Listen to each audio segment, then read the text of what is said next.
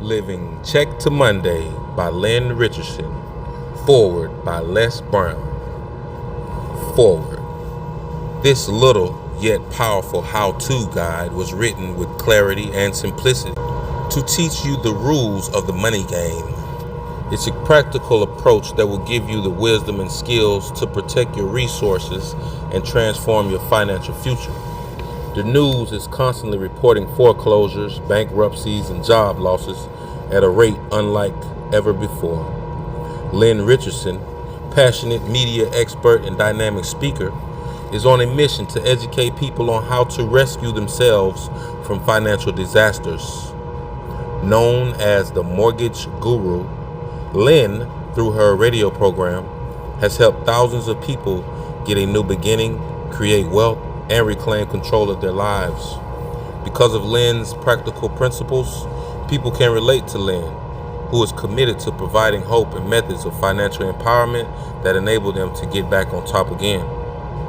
Living Check to Monday, CTM, by Lynn, is a tool that provides people with common sense, although not commonly practiced strategies that will lead them out of debt and provide a path to financial recovery. Living Check to Monday is a practical book because it is written in everyday language so everyone can understand the real deal about money, credit, and financial security. With passion and unstoppable drive, Lynn inspires and encourages people not to allow their circumstances to dictate their future. She has been recognized nationally as one of the top performers in the mortgage industry and as a master workshop presenter and electrifying speaker. It has been said that most people fail in life because they don't know that they don't know and they think they know. Lynn is providing you with the key to unlock the door to financial bondage. Read and free yourself. Les Brown, author of Live Your Dreams, It's Not Over Until You Win, Up Thoughts for Down Times. Introduction. The lack of money is the root of all evil. That's it. I saw that profound imprint on a t-shirt once and said to myself, that's it. Millions of Americans do not enjoy the benefits of living in a free society because of poor credit, no savings plan, limited financial resources, and the Check to Monday syndrome. The common phrase, living from check to check, implies that one has enough money to last until the next pay period. Wouldn't it be great if we all had enough money to last from one pay period to the next? Wouldn't it be easier to face each day if we got paid on Friday, the 1st, paid all the current bills on time, bought groceries, paid for childcare, and had enough money for transportation, gas, moderate entertainment, and minor emergencies to last until the next payday, 2 Fridays away on the 15th. That's living from check to check. That's how most of us define our current money dilemma, right? Wrong. The fact is this. Most poor and middle class people are living from check to Monday. We'll call it the CTM syndrome. This is a whole nother game. The real deal is this. When most of us get paid on Friday, the 1st, we pay the minimum amount on past due bills. We buy enough groceries to make it through the next 7 to 10 days. We negotiate the minimum payment with the major utility companies to keep the lights on. We splurge on a few weekend luxuries like pizza and movies because we deserve to have some fun, don't we? We put the current bills on the back burner until next month. And by Monday, the 4th, we are essentially broke, right? Right. The 15th, which is a menacing 11 days away, may as well be next year. The CTM syndrome is even more desperate for those of us who get paid once per month.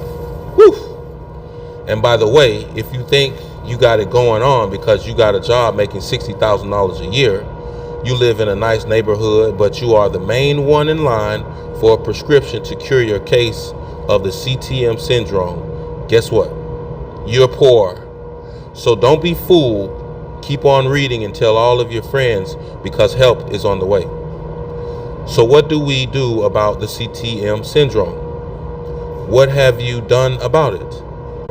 Are you living in this stressful situation with no thought as to how you will break free from these invisible money cuffs?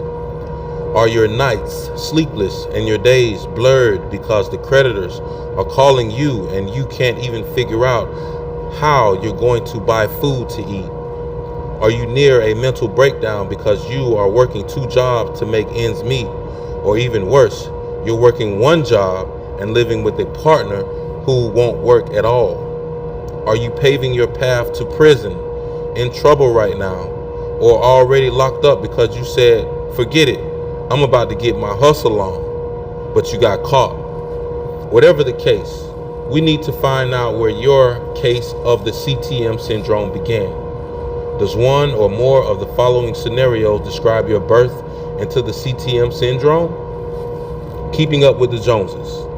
Did you finally get a job making a decent salary, find yourself a nice apartment to rent, furnish it to the max, buy a brand new vehicle, update your already closet-filled wardrobe weekly, even though you already had clothes with the tag still on, all to impress your friends, but find yourself with no savings, no just-in-case money, and not even one asset that will increase in value over time?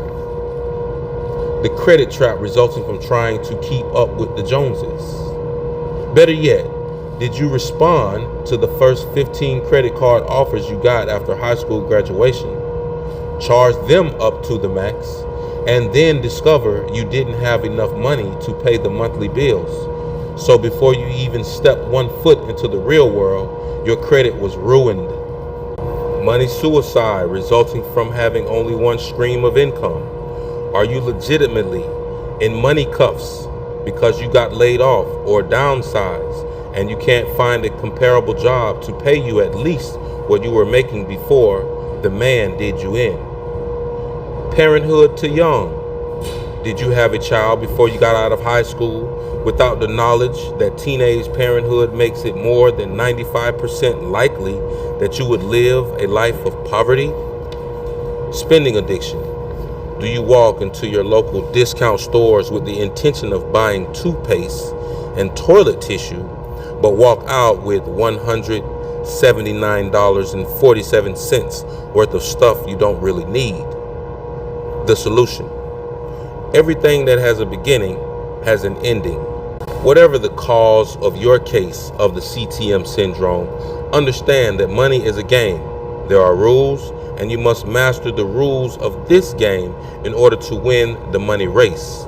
The distance between the beginning point and the ending point depends on you. I know you are tired of all the books about money that don't apply to real life situations of poor people who were born poor and whose mamas and daddies were born poor. You're tired of the so-called money gurus you hear giving solutions to so-called problems you wish you had. How to increase the return on your stock in half the time.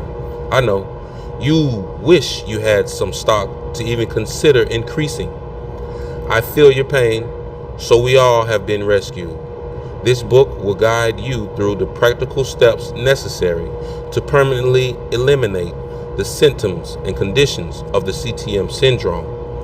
You picked up this book, borrowed it from a friend, bought it out of desperation, or whatever. The point is, you have it now. So consider yourself equipped with the rules of the money game and the bylaws of your very own business called Me Incorporated. Bylaw number 1, pay me, INC, first. You've always dreamed of owning your own business. Why didn't God give you Oprah's talent? Why didn't he bless you with the vision of a computer conglomerate called Microsoft? Well, guess what? You already own the business called Me Inc. And Me Inc. can be a powerful conglomerate or a struggling little shop. It's entirely up to you. I mean, Me Incorporated. Every business provides some type of good or some kind of service in exchange for what we know today as money. Businesses that provide goods get the materials for those goods and then sell the finished product to people like you and me in order to make a profit. Your favorite hamburger chain, let's call it Burger Inc., doesn't have a cow farm in the backyard, Burger Inc. gets its beef from Beef Inc. in exchange for money. And then Burger Inc. sells its double cheeseburgers to people like you and me in exchange for more money than it gave Beef Inc. This is called the initial profit. With the initial profit, Burger Inc. pays its bills in this order. Burger Inc., the owner, this money is used to duplicate Burger Inc. Burger Inc. duplicates itself by building another Burger Inc. That's called franchising. Buying more commercials to attract more customers to sell more burgers and purchase larger orders of beef to make more burgers to sell to more customers. Number 2, everybody else. This money is used to pay Burger Inc.'s necessities and bills like employees, franchise fees, creditors, utilities, legal fees, and employee medical benefits. 3, shareholders. This money, called dividends, is shared with shareholders, investors who help Burger Inc. to get on its feet, or will help Burger Inc. buy new feet at some time in the future. These shareholders, investors, continue to give Burger Inc. more money, buying more stock in Burger Inc. because Burger Inc. makes the investors even more dividends than the investors gave Burger Inc. in the first place. Read number 3 again so it can sink in. And the cycle continues. If Burger Inc. doesn't have enough money for everybody else, then Burger Inc. cuts its expenses, people get laid off, or sells more burgers. It's that simple. That's how Burger Inc. stays in business. Burger Inc. won't be in business if the owner of Burger Inc. doesn't duplicate itself and generate enough money to satisfy the basic needs required to keep up with the competition to make the burgers better, faster, and or tastier. Burger Inc. won't be in business if it doesn't develop a plan to cut its expenses or increase the number of burgers it sells when times get rough. Do you see the similarities and differences between Burger Inc. and Meat Inc.? Remember, all businesses provide either goods or services in exchange for money. Burger Inc. provides goods, i.e. burgers, in exchange for money. Meat Inc. provides services every day, and sometimes goods too. For now, I will deal with services, and we will discuss goods later in Bylaw 6. Meat Inc. starts each day clothing and feeding people and continues each workday providing services to places like Job Incorporated in exchange for money. I bet you're thinking, okay, Miss Smarty Pants, I'm losing the money game before it starts because with all of my bills, Meat Inc. doesn't have an initial profit, right? Wrong again. Meat Inc. does indeed have an initial profit every month or every 2 weeks or every week or whenever Meat Inc. receives a paycheck for the services it provided to Job Inc. With its initial profit or paycheck, however, Meat Inc. pays its bills in this order. 1. Everybody else.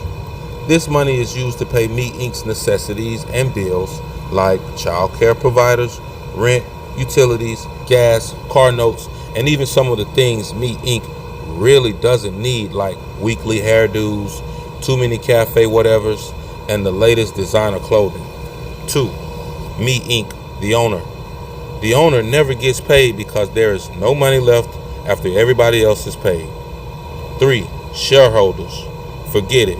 There is definitely no money to share with shareholders, and because of this, no one will invest in you.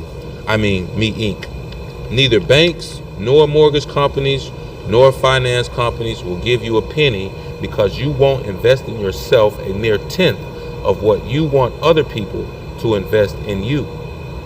Oops, did I say you? I'm sorry, I meant Meat Inc. I know you see the similarities between Burger Inc. and Meat Inc. The major difference between Burger Inc. and Meat Inc., however, is that Meat Inc. never sees a net profit because Meat Incorporated dispenses its initial profit in the wrong order. So guess what? Me Incorporated cannot and should not attempt to duplicate itself because Me Incorporated cannot duplicate itself. Me Incorporated will never get bigger or better or live beyond one life cycle or generation. If the world was full of these kinds of Me Incs, the human race would have been extinct a long time ago. But you're hard-headed. Me Inc. decides to duplicate itself anyway by franchising prematurely, bringing children into the world before you are financially mature. So Me Inc. has increased its expenses without increasing its initial profit, and guess what? Me Inc. either gets desperate and goes out of business, files bankruptcy, picks up an illegal money-making hobby, or literally goes crazy, or barely stays in business. And barely staying in business means the CTM syndrome begins. In either case, Me Inc. is through, and so are you. So the moral of the story is, you must pay Me Inc. first. How much? 10% of your initial profit. That's it. Pay Me Inc. the first 10% of everything you bring in. Your paycheck, pay Me Inc. 10%. The money you collected for doing your auntie's bridesmaid's hair for the wedding, pay Me Inc. 10%. Your Social Security check, pay Me Inc. 10%. Your baby daddy's child support payment if you're lucky, or the random donation if you're not, whatever it is, and however frequent, pay Me Inc. 10%. You get the point? Now, I know what you're thinking. Okay, Miss Smarty Pants, I will never have enough to pay Me Inc. first because I already don't have enough to pay everybody else. Right? You are wrong again. Let me break it down for you. Let's say your initial profit, your paycheck, is $1,000. Then what I'm asking you to... No, excuse me. What the rules of the money game demand is that you pay Me Inc. the first 10%, or $100. Everybody else still has $900. Not bad, since everybody else did absolutely nothing to help Me Inc. get the initial profit in the first place. So the initial profit is $1,000, and Me Inc. gets the first 10%, a cool $100. You may think $100 really isn't a lot of money, but its consistency guarantees that Me Inc. can one day duplicate itself. And besides, everybody else still has $900 left to work with. Even if your lights are about to be turned off, the fact of the matter is, whatever hole your financial situation has gotten you into, the $100 that you need to save for Me Inc. is hardly the determining factor in getting you out. Since the $100 really can't break you, then choose to let it make you. Pay Me Inc. first, always. Pay Me Inc. first daily principles. 1. Me Inc. will be just like Burger Inc. 2. Me Inc. will keep the first 10% of every dollar Me Inc. receives. 3. Me Inc. will store the first 10% of every dollar it receives in a savings account in a small bank, credit union, or savings and loan on the other side of town. 4. Me Inc. will not receive a cash station card, debit card, or any other kind of card for this savings account. 5. Me Inc. will teach Son Inc. and Daughter Inc. to keep the first 10% of every dollar they earn as well. 6. Me Inc. will not get nervous if the lights are going to be cut off. No matter what, Me Inc. will keep the first 10%. 7. Me Inc. will pay everybody else with the remaining 90% of its initial profit. Bylaw number 2. Schedule your money. I know you're still not quite over bylaw number 1, and I know you're having some trouble. I know what you're thinking. Okay, Miss Smarty Pants, so what if I do pay Me Inc. the first 10% of my initial profit? I was in the hole before and I didn't have enough money to pay everybody else then. And now I am really screwed because my lights will be cut off or my rent won't get paid. Right? Wrong. Remember what Burger Inc. did? When times got tough, Burger Inc. sold more burgers or cut its expenses. We'll deal with selling more burgers in bylaw number 6. Right now, we're going to cut expenses. Burger Inc. fired some folk, and Meat Inc. needs to ditto that. Oh yeah, you have some people on your payroll, whether you know it or not. The lady who does the same toes you can polish your own self, give her a pink slip. The guy who details the same car you can wash with your own soap and water and get some much needed exercise too, pink slip. Now, don't play me, you know what a pink slip is. The babysitter who doesn't even watch the kids while you go to the club, double pink slip for the babysitter and the club. The expensive coffee shop that serves the same thing you can make with some French vanilla creamer, a touch of whipped cream, and a couple packets of sugar, pink slip. The point is this: you need to get unproductive employees and unnecessary expenses off of Me Inc.'s payroll. But before we start cutting folks, we need to know who employees and expenses are. So, on behalf of Me Inc., you need to schedule your money. I didn't say budget because I knew you would have issues with that word. So, let's say schedule your money. In order to schedule anything, you have to know 1, what is being scheduled, and 2, when it is going to take place. It also helps that if you have 2 or more events taking place at any given time, that you write those things down so you don't double book your events or forget one of them. When you begin to schedule your money, you will be amazed by the number of groupies who have been hanging around Me Inc. and who have been soaking up Me Inc.'s attention and money. When you begin to schedule your money, you will notice how your friends won't be so quick to order those drinks you used to pay for at the club every Saturday. When you really begin to schedule your money, you will realize you really can go into the department store Inc. for toothpaste and walk out with nothing more. When you begin to schedule your money, you will quickly learn how to do your own nails and feet until Me Inc. can afford to put a cosmetologist on payroll. When you begin to schedule your money, you will quickly learn how to detail your own car until Me Inc. can afford the weekly detail at the car wash. Get it? Even though you don't want to admit it, I know you do. Scheduling your money is the easy part. You will simply look in bylaw number 2 of the Check to Monday workbook and you will follow these rules. 1. Every time Me Inc. receives money, Me Inc. will distribute its money as follows. A. 10% goes to Me Inc. savings account. B. 30% gets put to the side in cash for whatever you will need: gas, bus fare, lunch money, etc. I'll tell you later why it has to be in cash. 60% goes into your checking account to pay everybody else. 2. If you tithe faithfully, and I strongly suggest that you do, then you will follow these rules. A. 10% goes toward tithes. B. 10% goes toward Me Inc. C. 30% gets put to the side in cash for whatever you will need: gas, bus fare, lunch money, etc. I'll tell you later why it has to be in cash. And D.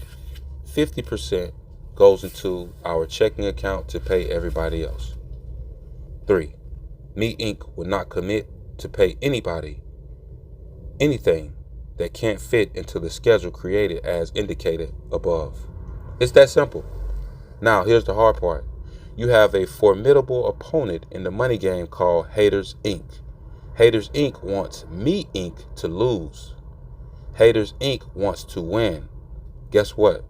When Haters Inc. wins, so does Burger Inc., Department Store Inc., and everybody else. The only loser is Me Inc.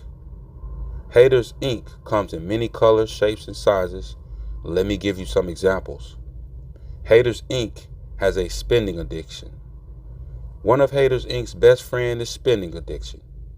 Spending addiction is what causes Me Inc. to go to Department Store Inc. for toothpaste and walk out with $179.47 worth of junk Me Inc. doesn't even need, thus preventing Me Inc. from properly scheduling its money. You must show spending addiction who's boss, and I'm going to help you. 1. Use cash for your incidentals. Do not use a check card, a credit card, or even a personal check. Let me tell you why. If you go to Grocery Store Inc. with the intention of buying lettuce for the salad and you only take $5 cash with you, you will not be tempted by spending addiction, who will definitely try to convince you to buy whatever is on sale with your personal check or debit card. It's harder to spend more than you should when you are looking at the hard cash in your hand. Debit, credit cards, and personal checks represent an endless supply of money that may not be available for Me Inc. to spend. That's why you will use cash for incidentals and personal checks for bills until you break the CTM syndrome. Debit, credit cards are to be used in emergency situations and or to reserve hotel rooms, airline tickets, etc. 2. Stop window shopping. Spending addiction is lurking at every corner. What is window shopping anyway? Isn't that an oxymoron? If you don't have any money, stay home and spend time with Family Inc. Window shopping will remind you of all the money you don't even have to buy all the stuff you probably don't even need. In fact, if you are window shopping, it probably is for the stuff you don't need. I don't ever remember window shopping for toothpaste. I know you get the point. 3. Stop hanging around People Inc. who have a relationship with spending addiction. Yes, I said it. Whoever People Inc. happens to be, mama, daddy, sister, cousin, or friend. People Inc. who try to keep up with the Joneses are even worse. Find other People Inc. with different hobbies to hang with. People Inc. who have relationships with spending addiction will tell you things like, girl, this new dress won't hurt you. You owe it to yourself. And why are you working every day if you can't afford to treat yourself to this $95 hairdo or these $125 tennis shoes or the latest $350 electronic device? So start hanging with other People Inc. who have other hobbies where spending addiction is afraid to lurk. Hobbies like investment clubs, book clubs, college courses, charitable organizations, and church. Isn't it amazing that spending addiction goes cold turkey when it's time to give back to the Lord? 4. Understand that spending addiction is just like every other addiction. It amazes me how people who are robbing Peter to pay Paul look down on people who rob anybody to pay the drug dealer. It amazes me how people who went into the store for just one thing and came out with a cart full of stuff look down on people who went to the river boat for one quick game and didn't come out until 12 hours later, broke. It amazes me. I know it amazes you too. And I know you will end your relationship with spending addiction to Haters Inc. like credit cards too. Haters Inc. other close friend is credit card. In fact, spending addiction gave birth to credit card, making it possible for Me Inc. to buy stuff Me Inc. cannot afford. Stuff that Me Inc. won't be able to afford for a long time. Stuff that initially cost $20 but winds up costing Me Inc. $120 when Interest Inc. comes to visit every month. I know I don't have to tell you this, but I will mention it anyway. Credit card makes it impossible for you to break the CTM syndrome. Credit card doesn't like you. In fact, credit card wants you to take as long as possible to pay off, because the longer you take, the more Me Inc. loses, the more credit card spending addiction, Haters Inc. and everybody else win. I know I didn't have to tell you that part. I just threw it in anyway. So the next time an innocent cashier asks you to apply for a credit card so you can have 15% off of your next purchase, kindly respond, no thank you. I would rather pay the 15% now than the 21% I will have to pay to credit card later. Cashier Inc. is definitely in cahoots with Haters Inc., spending addiction, credit card, and everybody else. Beware. Schedule your money daily principles. 1. You must write down and know who everybody else is, so when it's time to pay, you won't be overbooked. 2. The first 10% of your money goes to Me Inc. The next 30% is set aside for incidentals, and the remaining 60% is for everybody else. Tithers, 10% goes to tithing, 10% Me Inc., 30% incidentals, 50% everybody else. 3. Haters Inc. will use spending addiction, credit card, and everybody else to keep you from winning the money game. 4. Cash is Me Inc.'s only friend, and personal checks should only be used to pay regular bills until you break the CTM syndrome. 5. Stop window shopping. The end. 6. Stop trying to keep up with the Joneses. They're probably living from check to Monday too. 7. Realize that spending money you don't have is an addiction, and make sure you stick very close to this 7-step program. Bylaw number 3. Impregnate your dollars. Humans bear children who are an extension of both our wonderful qualities and our horrible flaws. That's how civilization continues. If you want your money to continue, then I suggest you apply the same principle. Impregnate your dollars so they can have children who will have more children. Now, based on bylaws number 1 and 2, I know what you're thinking again. I read minds. Okay, Miss Smarty Pants, so I'm paying Me Inc. first, and I figured out how to pay everybody else second, and even though I'm no longer being catered to like the Queen of Egypt, I'm okay, but there is no net profit left to share with the investors. Ha! Am I getting nowhere fast? Right? You will soon learn not to test me. You are wrong again, my friend. Remember when I said that consistency will one day put Me Inc. in a position to duplicate itself. What I didn't tell you then is that Me Inc. gets paid. Me Inc. puts its initial profit in a savings account at a bank on the other side of town, so Me Inc. cannot easily withdraw the money when times get a little tough. And Me Inc. won't have a cash station card either. The initial profit paid to Me Inc. is going to gain interest and begin duplicating itself, having its own children, before Me Inc. is even ready to duplicate itself. Therefore, when Me Inc. needs a line of credit to buy a house or get a newer vehicle, then investors will be willing to invest in Me Inc. because Me Inc. respected Me Inc. enough to pay Me Inc. first, so the investors can rest assured that Me Inc. will do unto others as Me Inc. has done unto itself. It's the golden rule, dear. What you put out into the world comes right back to you. Plus, there's a bonus. The money you pay to Me Inc. begins to work for itself. Then the money has children that begin to work for themselves. That's called compound interest. With no interest being earned, meaning you put the $100 monthly payment you make to Me Inc. under a mattress instead of in a savings account, then in 5 years, Me Inc. will have $6,000. Even at a meager interest rate of 5%, $100 per month in a savings account for 5 years yield $6,828.94. Look at the chart below to see how these figures double and even triple over time. $100 per month for 5 years.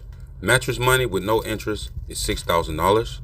Savings account at 5% interest, $6,828.94. Mutual fund, CD, or savings at 9% interest, $7,598.98.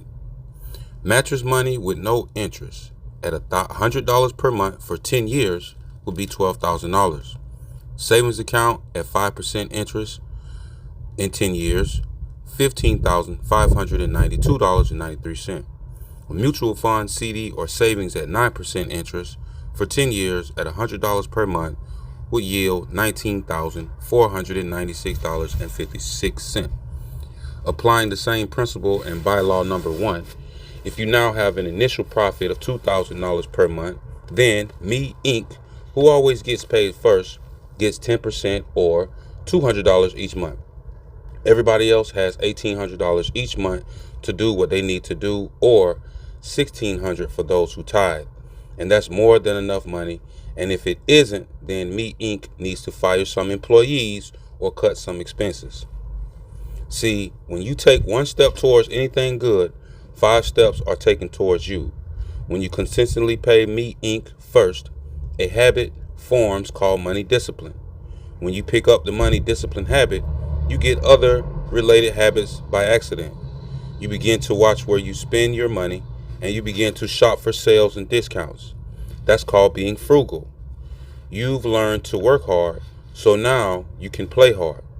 Now that you have more discipline and you retain more of your initial profit, Me Inc. has a good shot at permanently ending the CTM syndrome.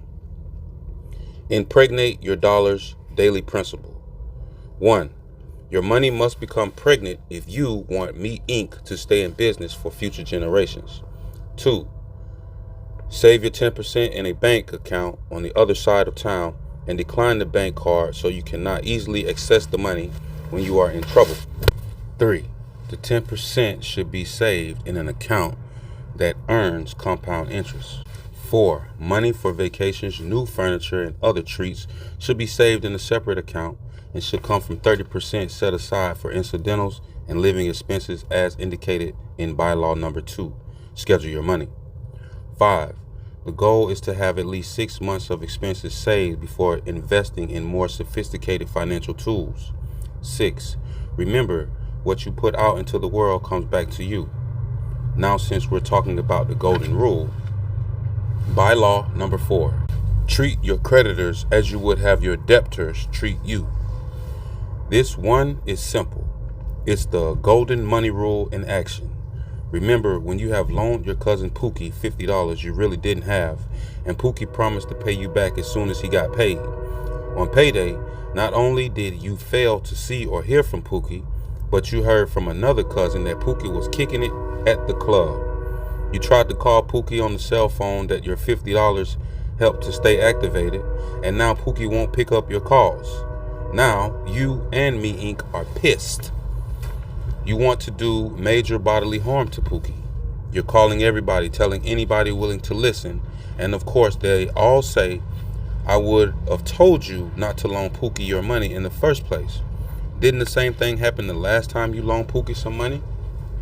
And you say, it's not the money, it's the principle. If Pookie didn't have the money, he could have just called me and said something. My point exactly. Treat your creditors like you would want your debtors to treat you. When you signed on the dotted line at Department Store Inc. for the new suit you just had to get for the wedding reception, even though you have 50 other suits that you've only worn one time, then Department Store Inc. expects payment when you promise to deliver it.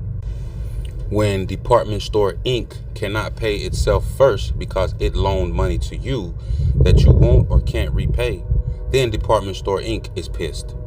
And it hires pissed employees who no doubt suffer from the CTM syndrome too, who call you and harass you for payment. And when that doesn't work, they hire nice people who call you by your first name when you answer the telephone. But that's beside the point. The point is this: Department Store Inc. can't pay everybody else because you won't pay them. And now Department Store Inc. has to raise the interest rates for credit card in order to make the money you won't, can't, or didn't pay. See what you started? Now, some of us can't pay because we did not follow bylaw number 2. And since we did not schedule our money, we have unfortunately double booked it. And when the date arrives, either Department Store Inc. or Utility Company Inc. doesn't get paid, and then credit report will pay the price for Me Inc.'s shortcomings. Sad but true.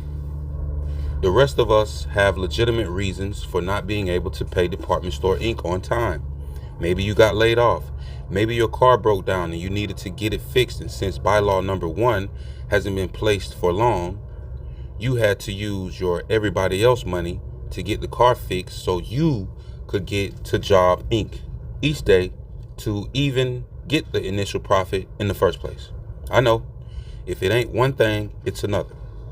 In either case, you have a responsibility to call Department Store Inc. to let them know what your situation is and when they can expect payment. Just like Pookie had a responsibility to call you. Since Pookie had to get such a small amount of money from you, I'm pretty sure Pookie didn't follow the rules of Pookie Inc. either. Pookie certainly ain't paying Pookie Inc. first, and Pookie didn't schedule his money either.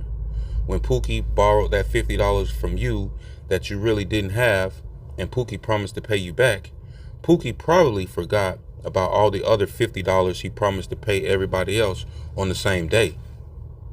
Anyway, once you show Department Store Inc. you are not playing them for a fool, you will find that Department Store Inc. will probably do for you what you would have done for Pookie.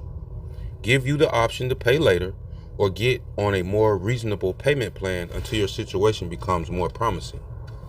Department Store Inc. can relax now because Department Store Inc. knows when it will get payment from you, so now Department Store Inc. can schedule its money and duplicate itself. 2 more points.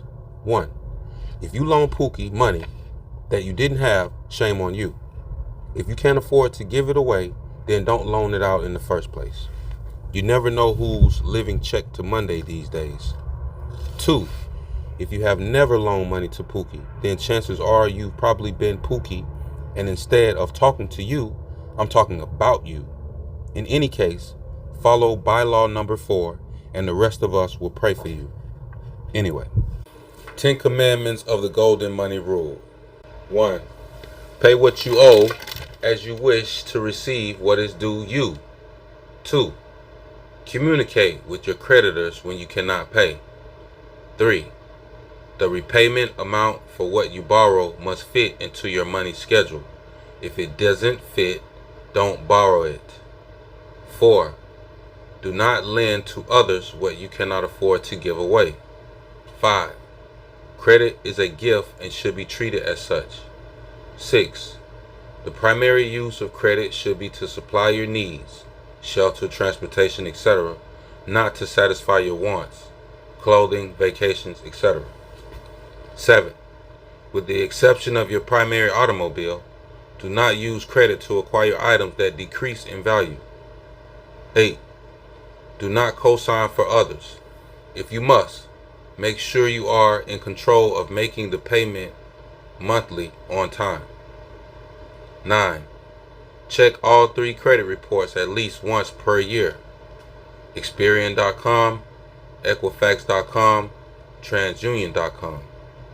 There are several online credit scoring and reporting services that will allow you to pull all 3 credit reports in one transaction. 10, register for a credit monitoring service so you will be aware of important changes to your credit on a daily basis.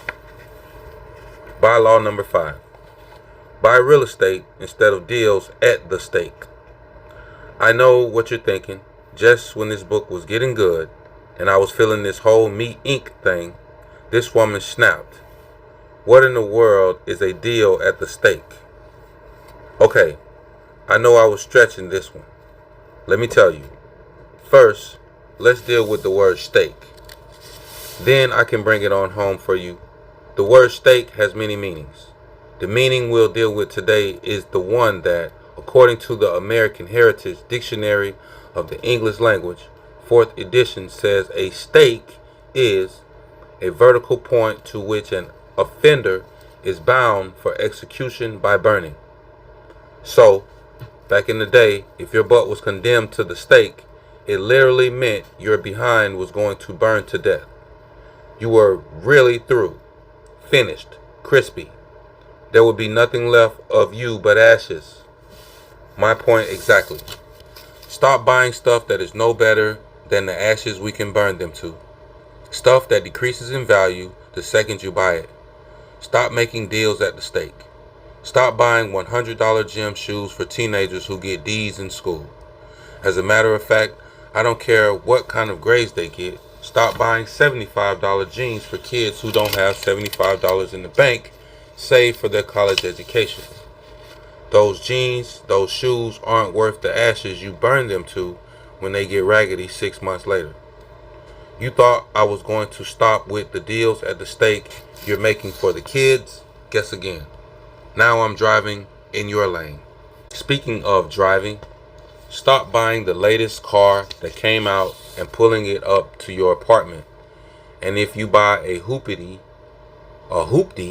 stop buying rims that cost more than the car so somebody can take them. Deals at the stake. Stop buying every purse you see in the latest video. Clue: if the purse costs more than the amount of money you can keep in it on a regular basis, you know where I'm going. Deals at the stake. Stop spending $185 on your hair and nails and only $18.50 on groceries. Stop buying clothes to make you look good on the outside when what you really need is to make me, Inc. feel good on the inside. Deals at the stake. And Christmas. Oh yeah, I got you now. Now the first thing I want you to know is that I love Jesus and I accept him as my Lord and Savior. I'm not going to lie and tell you I tithe every single Sunday, but I am working on it. Don't buy my pastor a copy of this book. But with all the love for the Lord we have, do you think he wanted us to spend our last dime and next month's rent showering each other with gifts that we could have bought for ourselves, or better yet, wouldn't dare think of using our own selves? Do you think he wants us honoring him by buying last-minute bottles of $10 perfume because we found out Aunt so-and-so was going to be at Big Mama's house on Christmas and she probably got me something? Do you think your spoiled kids need another version of whatever the latest video game is? I mean, how many different ways can we play Miss Pac-Man? Deals at the stake. And on Christmas too. You ought to be ashamed. What happened to "it's the thought that counts"? Well, think about this. Learn who the Lord truly is this Christmas. Discover the beauty of Kwanzaa this holiday season. Learn to love your neighbor as you would yourself. Stop cursing out the bill collectors you know good and well you owe. Read stories and sing some songs. I don't care what you do, but whatever you do, stop turning what is supposed to be the one time of year everybody gets some religion into one big deal at the stake. Can I get an amen? Now, am I saying we all need to dress in rags and buy stock? No. I know you like to look good. I do too. All I'm saying is, if you work hard, then you deserve to play hard. Make a conscious effort to avoid too many deals at the stake. If you don't, then the future of me Inc. is at stake. And the futures of Son Inc. and Daughter Inc. are too. Spending addiction, credit card, and Haters Inc. are all closely related to deals at the stake. So avoid deals at the stake. I know you're thinking, how do I do that? I told you, I read minds. Here we go. 1. Buy a used car. So you want a luxury car. Do you know that people who make over $100,000 a year often purchase pre-driven vehicles? Now I know we all need a car to get to Job Inc., but does it have to be fresh out of the factory? Do you know that if you buy the average car for $30,000 on Tuesday, that is only worth $22,000 on Thursday if you try to sell it back? Now if that ain't a deal at the stake, I don't know what is. 2. Shop for clothing that can stand the test of time. I promise you those jeans that wrap around your thighs with a piece of cloth in between won't be cute in 6 months. 3. Buy real estate. Real estate is the foundation for building family wealth, and until you own where you live, most other investments just don't make good sense. So you've been renting for 10 years, paying $900 a month.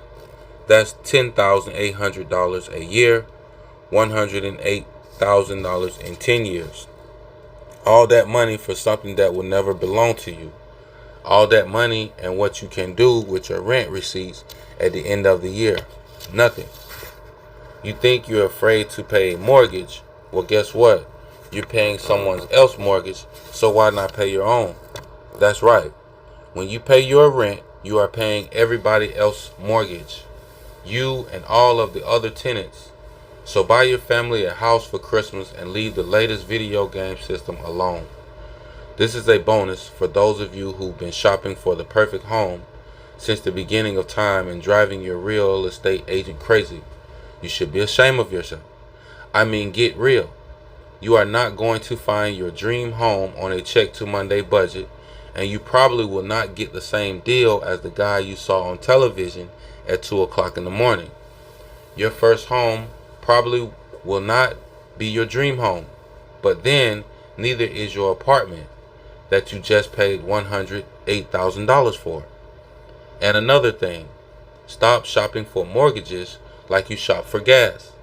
The lowest payment may not always have the lowest interest rate, and the lowest interest rate may not always be the best mortgage. Work with a licensed mortgage planner who will help you choose the best mortgage and payment for your individual financial goals and objectives. Am I telling you to be careless? Absolutely not. Just a friendly reminder that while you fight over 7% versus 7.125%, the interest rate on your rent is 900 gazillion %. So the moral of the story is this: buy real estate and leave the deals at the stake for the local fireman. Buy real estate daily principles. 1. Stop paying your landlord's mortgage immediately. 2. Unless you have rich granddads, real estate is the beginning of your wealth building strategy. 3. Purchase a home that will fit into your money schedule, not whether the lender says you can afford. 4.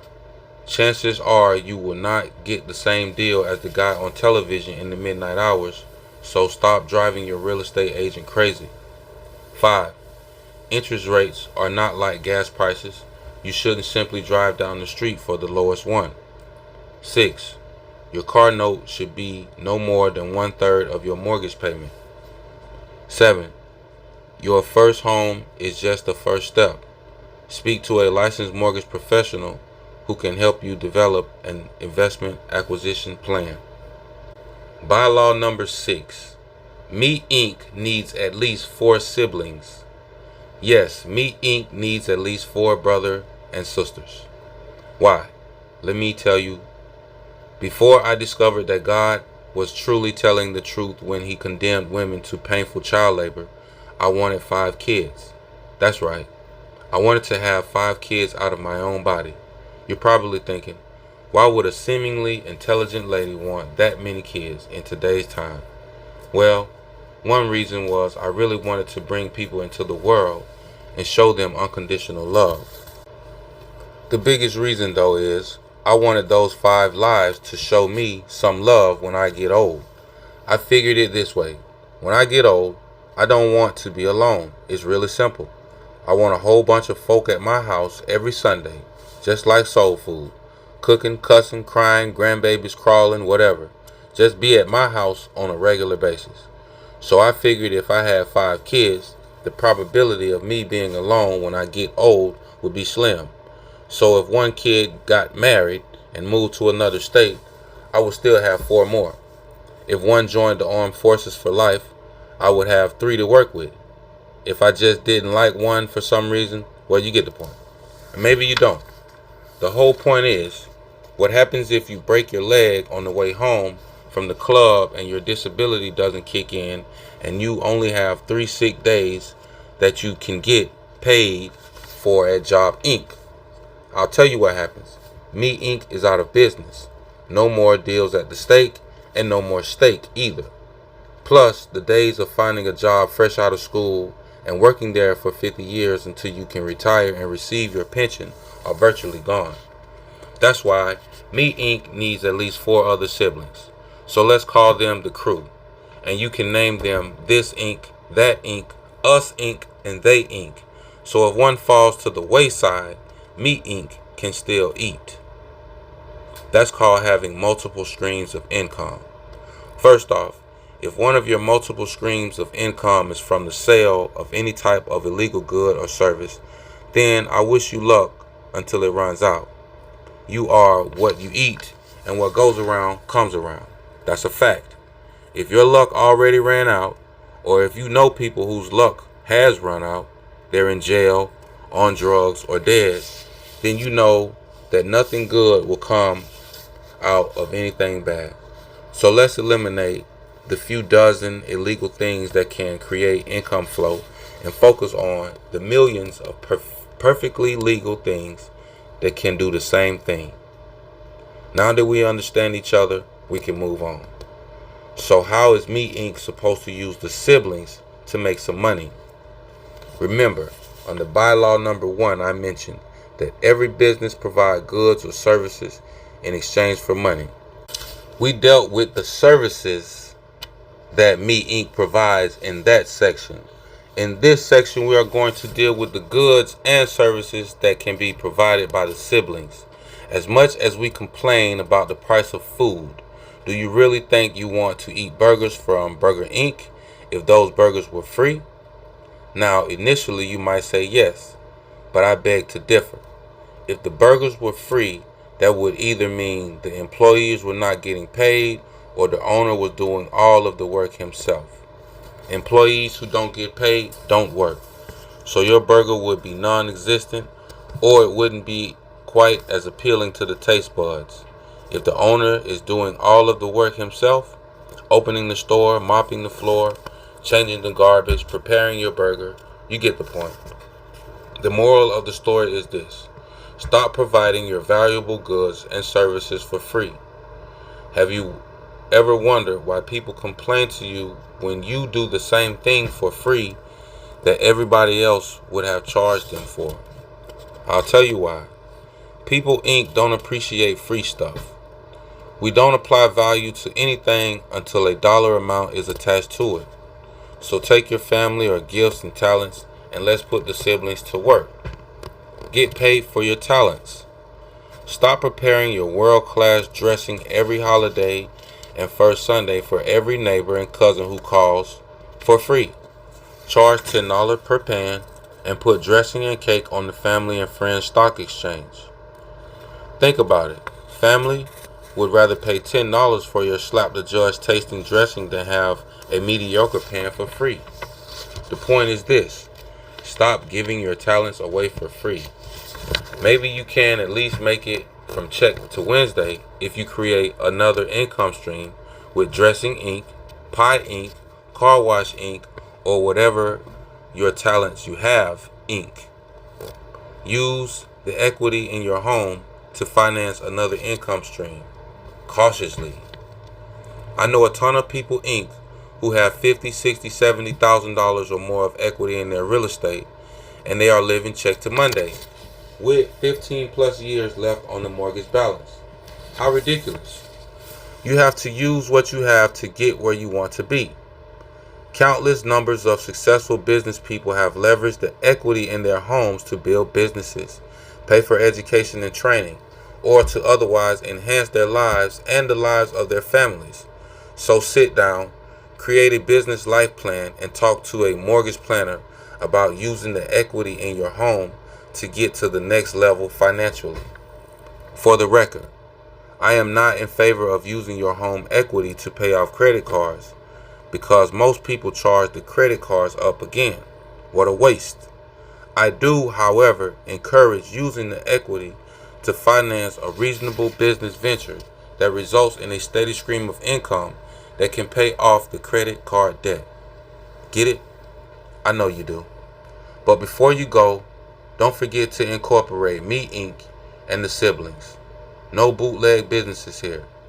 Plus, you want to get the proper accounting and tax shields in place because Uncle Sam will surely come knocking on the door before everybody else gets a chance. I'll tell you more about this And bylaw number 7. Me Inc. needs at least 4 siblings' daily principles. 1. Don't give your talents away for free. 2. Incorporate, incorporate, incorporate. 3. Create a life plan with 3-month, 6-month, 1-year, and 5-year goals. 4. Create a business plan for each of the siblings with 3-month, 6-month, 1-year, and 5-year goals. 5. Consider using the equity in your home to finance one or more of the siblings. 6. Do not use the equity in your home to pay off credit card debt. 7. Do not forget to incorporate Me Inc. and all of the siblings. Bylaw number 7. Master the game with a money team. If you play tomorrow's game by yesterday's rules, you will definitely lose. If you don't have the expertise to know when the rules are changing, you may miss out on great opportunities to build, secure, and or maintain your wealth. So get yourself a money team. 1. Insurance agent. 2. Real estate broker. 3. Licensed mortgage consultant. 4. General corporate real estate attorney. 5. Accountant. 6. Financial planner. 7. Estate planning attorney. Now, I know what you're thinking. Okay, Miss Smarty Pants, I'm barely out of Spendaholics rehab, and here you go getting all technical on me like all of the other money experts. I knew it was too good to be true. I can barely afford to buy eye water to cry with, so how do you expect me to afford to hire a money team, right? Wrong. Again, even the members of the 5-year-old Little League have a full team and a coach to help them play the game. Why should you be any different? It shouldn't cost you 1 penny to sit with an insurance agent to build an asset protection plan or a real estate broker to begin searching for your home or investment property. These are the first 2 members of your money team. You will, however, be required to pay a monthly insurance premium, and of course, there are costs associated once you are ready to make an offer to purchase any piece of real estate. You may have to spend anywhere from $50 to $300 to sit with a licensed mortgage consultant, depending on your needs. In most cases, getting pre-approved for a mortgage is free of charge, with the exception of credit fees. However, if you are trying to develop an investment acquisition plan, you may spend up to $300 depending upon the complexity of your needs. The same goes for financial planner. Consultation and plan development fees may range from $50 to several hundred, but again, the cost is minimal as it relates to the type and amount of wealth you are trying to build. You have to spend money to make money. Speaking of making money, you probably won't need an accountant until you've made enough money to count. And trust me, you would rather pay your accountant $500 to $700 out of your earnings to maximize your tax savings rather than pay Uncle Sam 8, 9, or 10 times that amount in actual taxes. Furthermore, the corporate services real estate attorney will typically charge somewhere between $500 and $1,500 per corporate entity formed, and somewhere between $250 and $500 per real estate closing, usually paid at the time of closing. And finally, once you've got it all in one place, money in the bank, insurance plans in place, a house for Me Inc., and siblings making money, you will definitely need an estate planning attorney to help you decide who gets what when you pass on to Heaven Inc. You don't want Family Inc. and Perpetrators Inc. down here fighting over your stuff. And yes, we all have stuff. You don't want Son Inc. or Daughter Inc. giving the life insurance money to a con artist 2 weeks after you transition to check to Foreverland if your intent was to allocate the money for college expenses and generational wealth. In fact, if you know your kids have problems that more than likely will not be solved in this millennium, then you may want portions of your estate to go to your children's children's children, and now you're creating generational wealth the Hiltons weren't made in one day. So after it's all said and done, an estate planning attorney who would charge anywhere from $1,000 to $3,500 depending on your assets, is an important part of your team.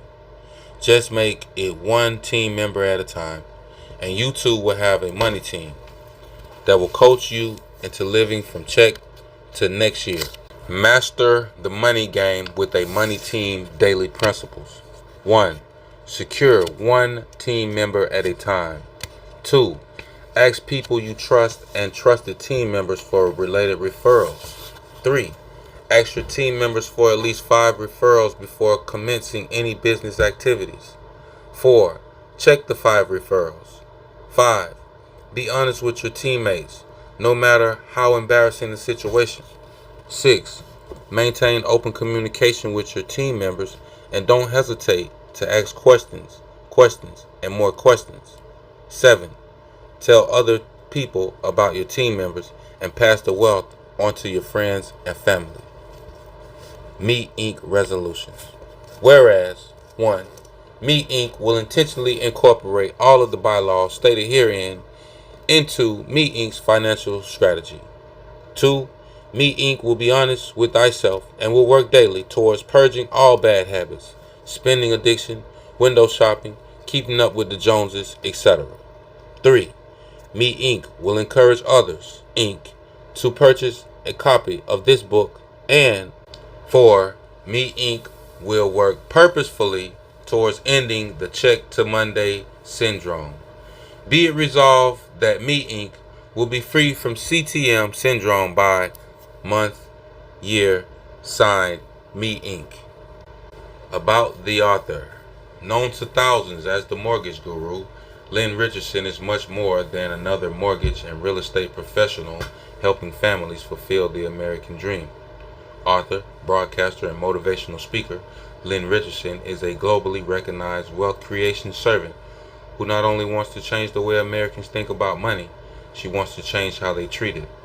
With more than a decade of leading roles in the banking and real estate industries, Richardson's reputation as an authoritative, transformational financial educator resonates on a global scale and has helped catapult thousands trapped in debt-building habits into wealth creation lifestyles. The Chicago native began her career in 1995 as a financial aid counselor at School of the Art Institute of Chicago, before landing a succession of leading roles in the mortgage industry. After joining American Home Mortgage in 1999, she was promoted to Assistant Vice President in 2003 and consistently ranked among the top 1% of more than 4,000 loan officers nationally. During her first 5 years in the mortgage lending industry, Richardson closed more than $100 million in mortgages across the nation. One of her most notable cases is that of a lady who had 4 bankruptcies and 2 foreclosures, who became a successful homeowner after working with Richardson. Richardson packaged her winning approach to helping consumers close on mortgage loans into the Mortgage Approval Plan, a signature industry tool used by top mortgage practitioners to assist consumers who need a roadmap to homeownership. Also in 2003, Richardson created Wealth in Real Estate, a flagship call-in talk show she continues to host for the nationally recognized Chicago station WVON 1690 AM. In 2006, Richardson joined J.P. Morgan Chase and advanced to Vice President of National Strategic Partnerships, a coveted role responsible for creating mutually beneficial alliances with a multitude of entities and trade organizations. In 2006, Richardson was handpicked to serve as the coordinator of the Delta Challenge Home Ownership Initiative, a signature economic development program of Delta Sigma Theta Sorority Incorporated. In 2007, Richardson was responsible for implementing the Chase, aka Keys to Homeownership Initiative, which leveraged the influence of the oldest Black American sorority to further establish homeownership as the foundation for building wealth within the African American community. In August 2008, Richardson was named National Home Ownership Advisory Council Chair of the Hip Hop Summit Action Network, a nonprofit, nonpartisan national coalition co-founded by entertainment and fashion mogul Russell Simmons and civil rights activist Dr. Benjamin Chavez, that unites artists and executives and advocates against poverty and injustice. In this capacity, She will serve as a fresh voice to the $59 billion hip-hop community, promoting wealth creation through home ownership. During that same time, she launched the 2008 HBCU Health, Wealth, and Real Estate Tour as a result of her partnership with State Farm and the 50 Million Pound Challenge. Richardson received a Bachelor's of Business Administration and Finance from Loyola University, Illinois, and is a licensed real estate salesperson. Her memberships include Delta Sigma Theta Sorority, Inc., National Association of Real Estate Brokers, National Association for the Advancement of Colored People, Jack and Jill of America, Incorporated, and Rainbow Push Coalition. Her awards and recognitions are numerous, among them the 2007 Community Renewal Society 35 Under 35 Leadership Award. She and her best friend Demetrius have been married for 13 years. They have 3 daughters and call a South Chicago suburb home.